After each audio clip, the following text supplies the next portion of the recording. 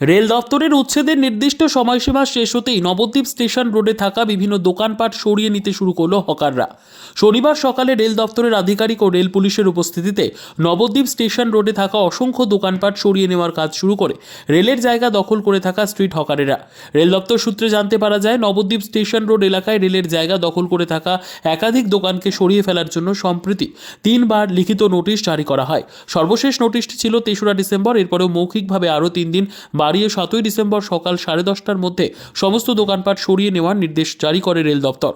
সেই মতো শনিবার সকাল থেকে নবদ্বীপ স্টেশন রোডে মোতায়েন করা হয় বুলডোজার সহ রেল পুলিশ কর্মীদের।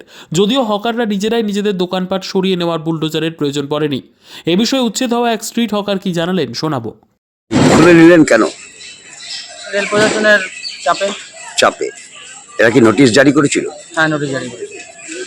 যেটা জানা যাচ্ছে গতকাল রাতে নাকি আরপিএফ এর তরফ থেকে চরম সময়সীমা বেঁধে দিয়েছিল, আজকে সকালের মধ্যে খুলে ফেলতে হবে।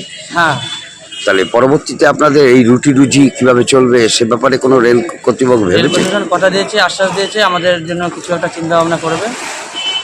এই কি আমাদের পর্যন্ত সেই আশ্বাস দিয়েছে, সেই আশ্বাস অনুযায়ী কাজ আপাতত তো আপনারা বেকার হয়ে গেলেন। আমরা পুরো বেকার হয়ে গেলাম। আপনার নাম? আমার নাম Atul Das. Bureau report, PB news. ইভল্যান্ড নার্সিং হোম, এখানে যে কোনো রকমের চিকিৎসার বিশ্বস্ত প্রতিষ্ঠান। খুবই কম খরচে বিশ্বমানের চিকিৎসা প্রদান করে থাকে।